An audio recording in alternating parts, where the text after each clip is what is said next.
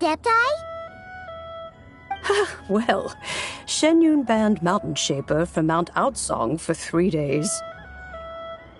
Oh, then what about Mooncarver?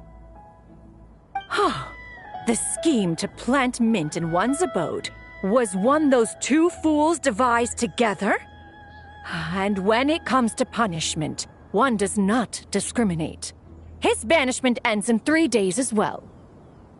Wow, that's pretty harsh, Cloud Retainer. Let's get down to business. We have news of Rex Lapis. Huh? Isn't that... Yes, Rex Lapis's Geopillar. It descended from on high this morning. He must have sent it for a reason, but it does not respond to our touch. So, what does it mean? Is he in trouble? Not necessarily. It could be a message only a specific person is meant to receive. Traveler, you alone spoke to Rex Lapis before he left. Oh, so it must be for the Traveler. Give it a try.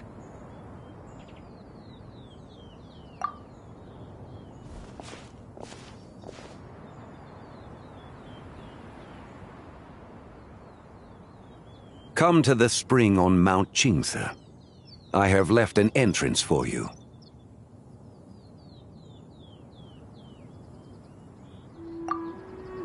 Well? Just as one surmised, it seems that Rex Lapis will not countenance our involvement in this matter. That would not surprise me in the slightest. He's always had a soft spot for the Traveler, after all. But be that as it may, we have served Rex Lapis for millennia now. In other words, I'm sure this has nothing to do with favoritism. He's probably just trying to protect us. That's right. So you mustn't let your guard down, even if Rex Lapis is by your side. All right, let's get going. We'll try not to keep you all waiting.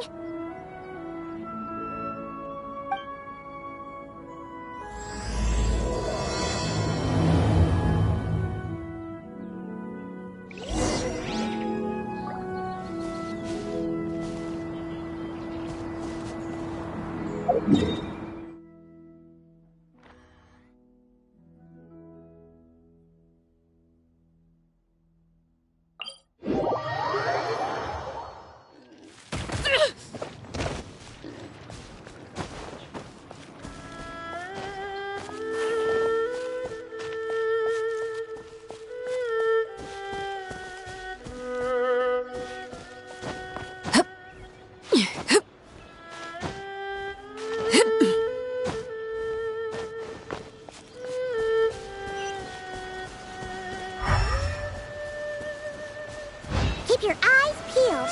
They should be around here somewhere.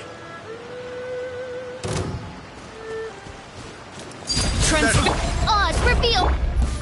Solidify!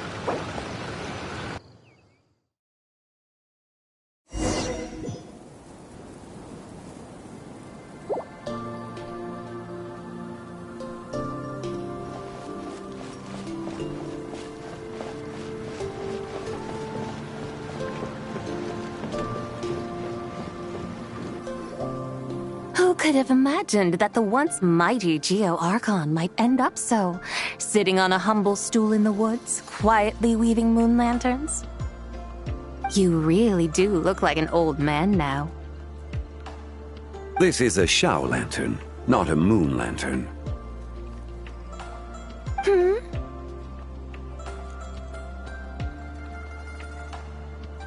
In ages past, when the gods waged war and the world was in turmoil, these lanterns were lit to guide fallen warriors back to their homes. Had you tarried in the mortal realm for but a little while longer, you might have become quite accustomed to them. Even so, it bears such a striking resemblance to the moon lanterns they used to offer up to the heavens. Could this truly be mere coincidence? Perhaps in some sense it is, yet in another, it isn't. For instance, who is to say that some of Langan's magnificent jade did not become part of the very foundations upon which Liyue Harbor now stands? It is conceivable that this ritual was transmitted in such a manner too. Now, let's not let ourselves get carried away. For all its splendor, do not forget that, in the end, even Langan could not escape its heaven-sent fate. Alas, it is just a pity that the little creatures of this world may never again lift their eyes to the moon, even should misfortune befall them. But you, Geolord, now that you rule this realm, why take the trouble, not to mention the risk, to visit one who bears such profound guilt as I? Are you not afraid that you might be sullied by the curse of time that was laid upon me? There is no risk to speak of. At least, not in comparison to that which you took when you defied the heavens all that time ago.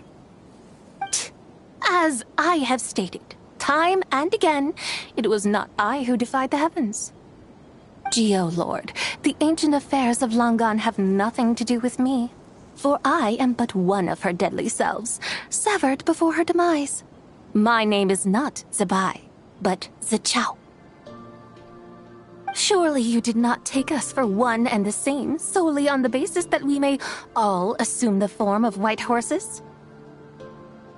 Sorry to break it to you, but you seem to have found yourself the wrong white horse. Anyway, do tell me, what urgent matter brings you here? Very well then. I have come to ask for Zebai's shade. Oh? So, the Geolord has set his sights upon Zebai's human soul. And what is it that you intend to do with it? The world outside is changing. With the new moon's birth, the confines of the shadow moon are gradually disintegrating. In other words, the heavenly soul is set to return. Consequently, strange phenomena have manifested within Langan's former domain, leading to the earthly soul's reappearance as well. The last of the trio, the human soul, is in your possession. Most intriguing.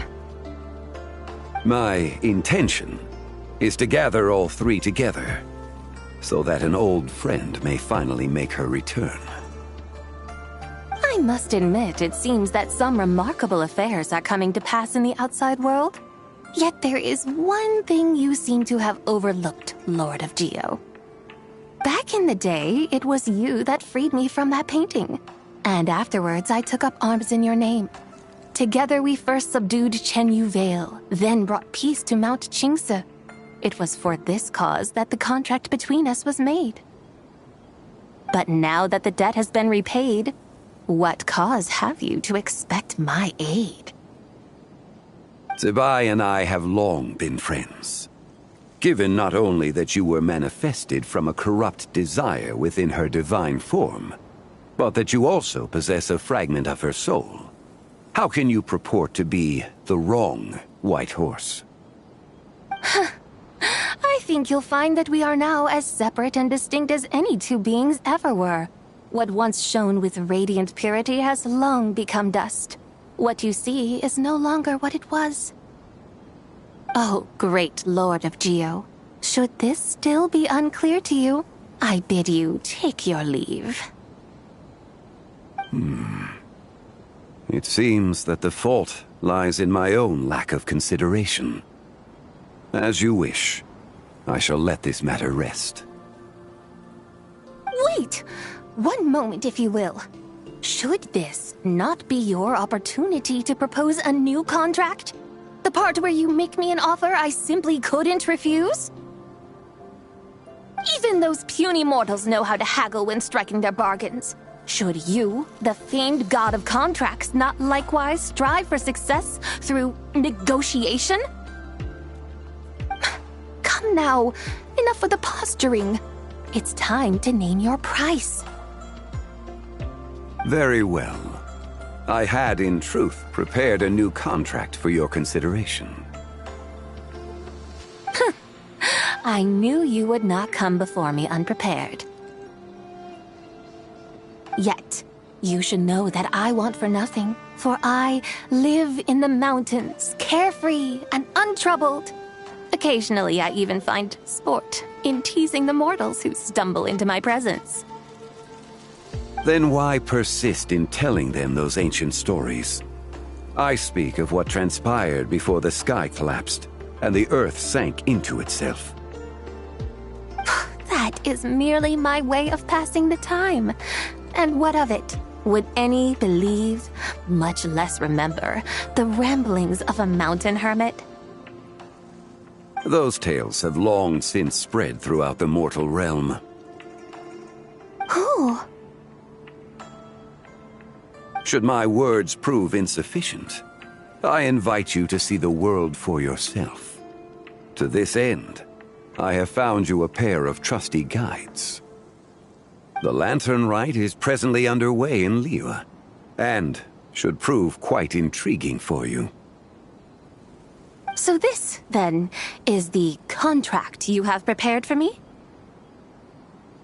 Indeed it is. Think of it as a contract for a one-day festive excursion. Surely you do not hope to offer this in exchange for Tsubai's shade. The foundation of my very existence for a little excursion seems a little steep, wouldn't you say? Why not see for yourself? You can always decide afterwards. The final determination, of course, shall rest with you. Is that so? Then perhaps this deal might not be entirely off the table after all. Where then are these guides of which you speak? Hey, it's Xiangli! Oh, we've been looking for you everywhere. We thought you might have gone missing. You're here.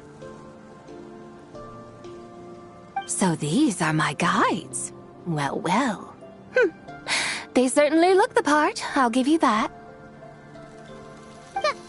Guides? Oh, you poor innocent little creatures. The benevolent Lord of Geo has soaked you to me, which means that for the rest of this day, you belong to me. Sold us to you? Just what have you gotten us into, Xiangli? The situation is not quite as dire as that would sound. I ask only that you accompany my Adeptus friend on a tour of Liyue. I would suspect that depends on how well you entertain me. Entertain you?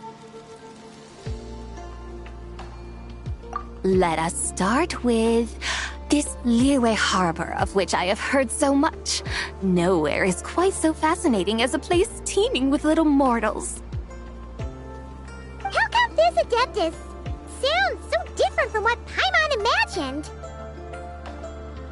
Okay, we'll take care of it. Get ready to find out why they call Paimon the best travel guide in all of Tibet.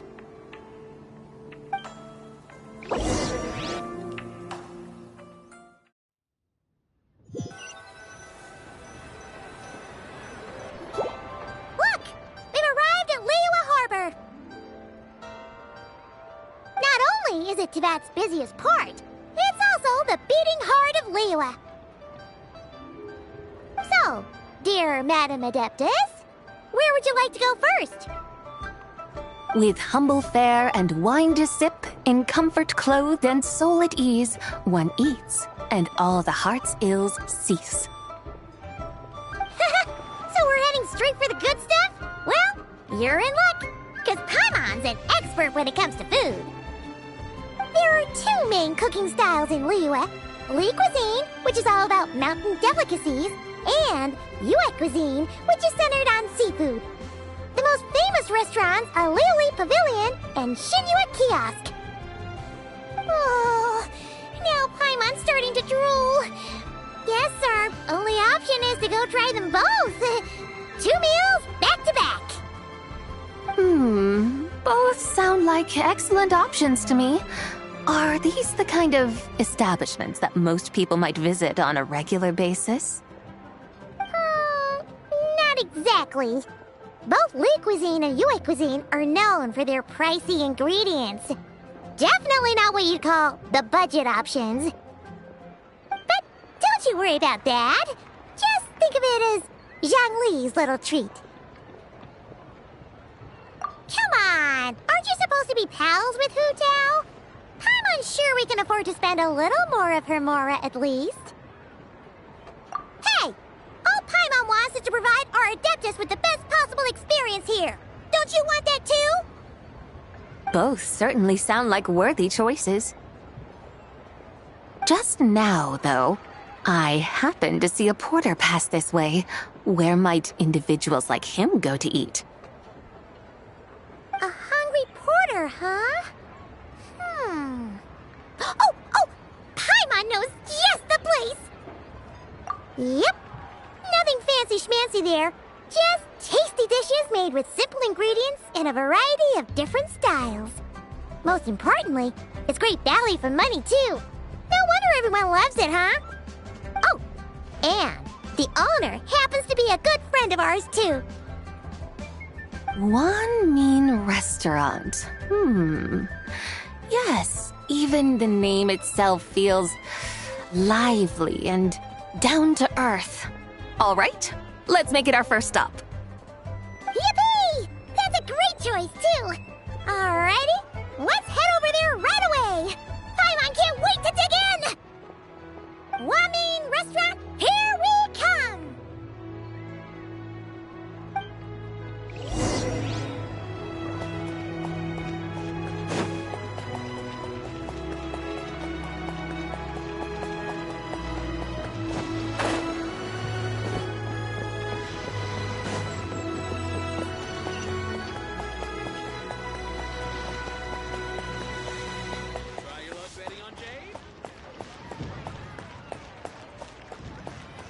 Listen, let me tell you how it is.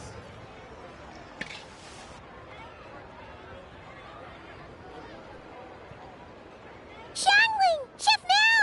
We're here! Oh, hello there. What a surprise to see you two. Welcome, welcome.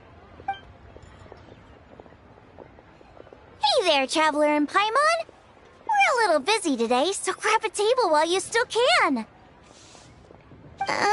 But I don't think I've met this lady before. Is she a new friend? You could say that. Oh, I see. Well, hey there. A friend of the Traveler's a friend of mine, too. Don't worry, we'll take good care of you. Just order whatever you want, it's on the house. By the way, I'm Xiangling. I cook here at Wanmin Restaurant. What's your name? Miss Xiangling, have you ever heard of the White Horse Adeptus? Of course. What about her? I am her, and she is me. Huh? You mean you're an Adeptus? Oh, you young'uns crack me up. Come on, Xiangling. You've got to keep up with the times. Haven't you heard of cosplay? It's like a role-playing game where you dress up as famous characters and pretend to be them. Seriously, it's all the rage, and it looks like this young lady is quite the expert. Your friends sure keep their fingers on the pulse, huh, Traveler? Wow, Dad. Didn't know you were so tuned in. But how come I haven't heard about it? You gotta listen to our customers. Didn't I tell you to spend less time chasing after wild vegetables and more time making friends? You're even more out of touch than I am. Hey, I like making friends too. Isn't that what I'm doing right now? Anyway, even if it is just a costume, is it alright if I still call you Whitehorse Adeptus? Of course it's all right, because that's exactly who I am. Okay. I can see you're really committed to the role. How about I call you the real Whitehorse Adeptus instead? In that case, you can call Paimon the real traveler. Yeah, right. You could have at least switched outfits. Puny mortals. Nevertheless, I suppose it might be amusing to indulge in your little charade for a while at least. All right, go grab yourselves a table. I'll come take your order in a bit.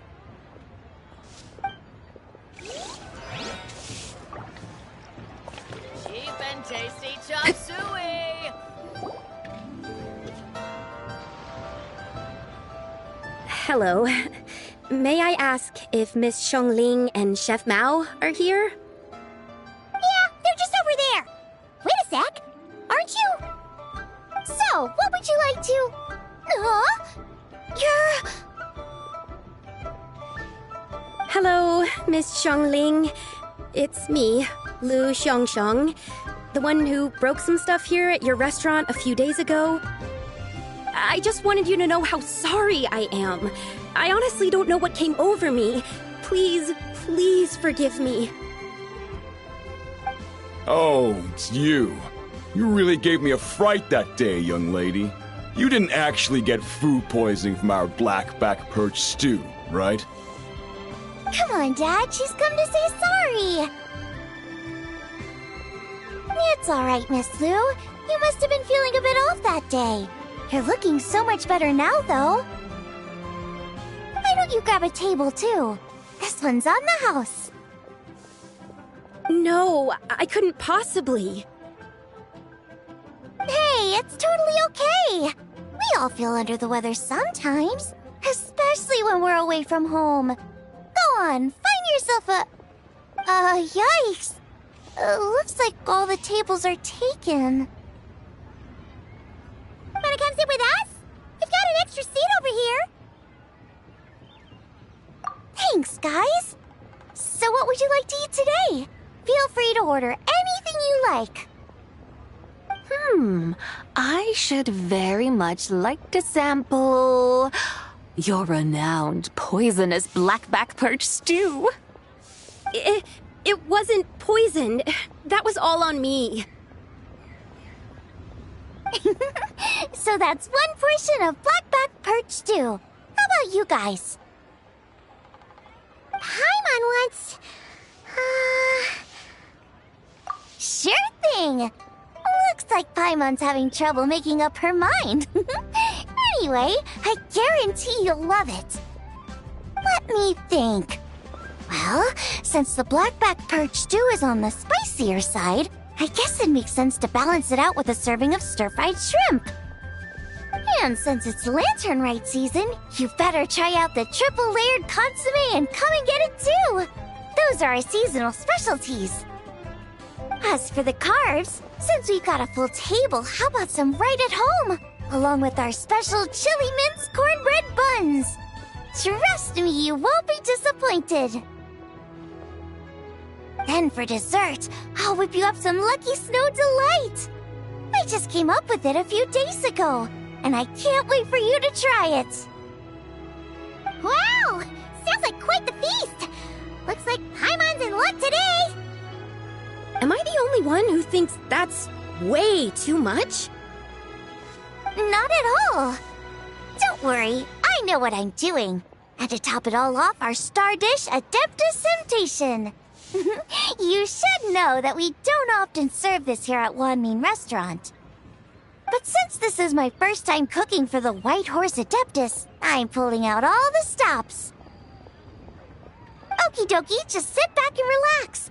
I'll have your dishes out in no time. Hold on. Did I just hear Miss Xiangling mention the White Horse Adeptus? You did indeed. And you're looking right at her. That's a joke, by the way. She's cosplaying. Oh, I see. Phew, almost believed you there for a moment. Tell me, little one, what business might you have with the White Horse Adeptus? It's a long story. Basically, a while back, I took part in an archaeological dig over at the chasm. Our findings show that they date back to the era of Long Gone, an ancient nation whose people are said to have been the ancestors of some of the modern-day inhabitants of Chenyu Vale. And why might such matters concern the White Horse Adeptus? Because some of those relics not only seem to contain textual references to her, but even depictions of what she looked like. There have long been legends claiming that the White Horse Adeptus was a deity of that era, but there are plenty of other theories out there too. If I could just locate some more detailed records, I'm sure we'd be able to find out so much more. So you're into history? Well, to tell you the truth, I actually joined the archaeological team by sheer accident. But once I'd started down this path, I knew that I wanted to make something of myself. Recently, though, things seem to have taken a turn for the worse. Still can't believe I caused such a mess and even ended up hurting someone. Oh, so you're considering becoming a martial artist now instead? No, I mean, they weren't seriously hurt.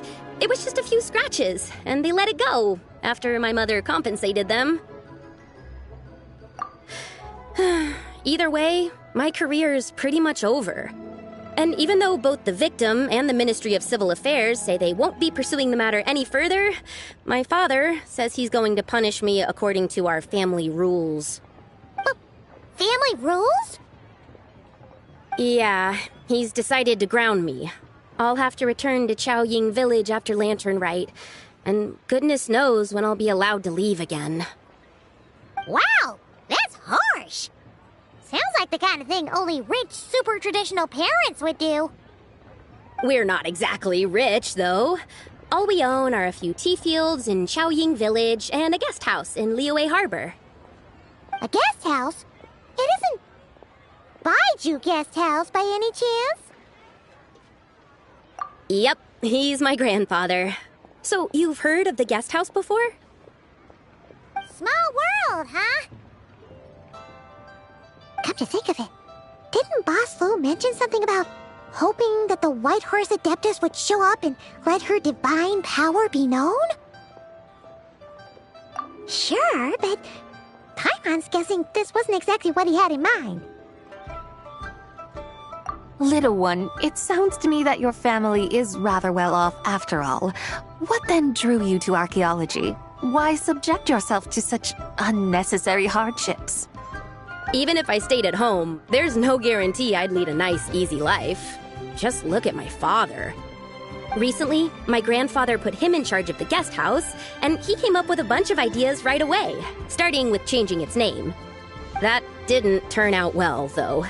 My grandfather yelled at him for days, even calling him a bad son, and they still haven't let it go.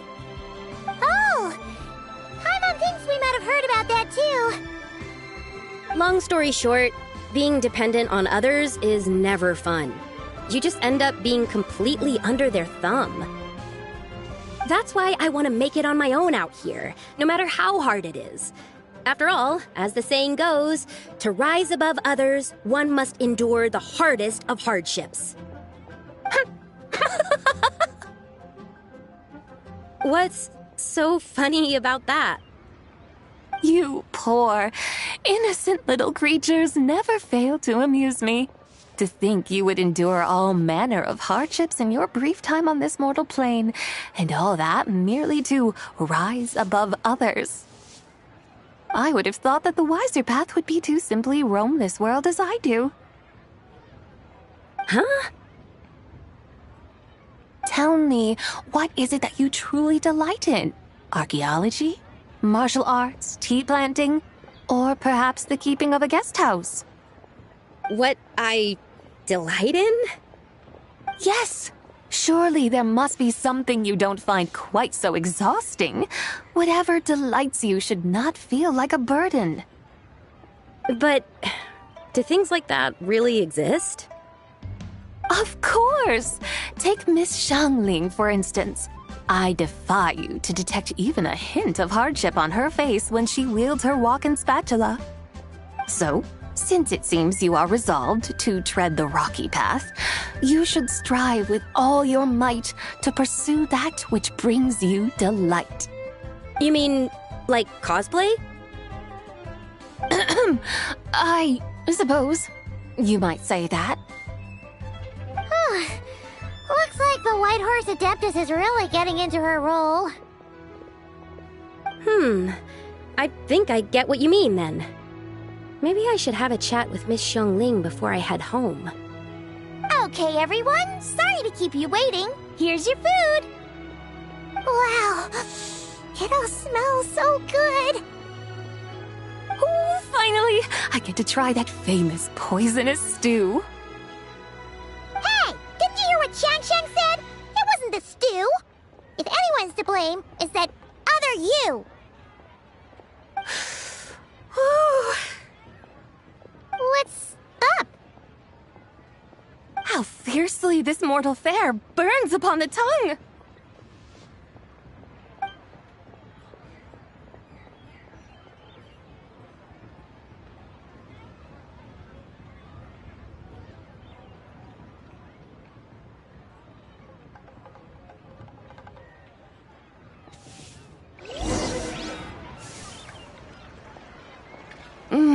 Most satisfying as poisonous stews go.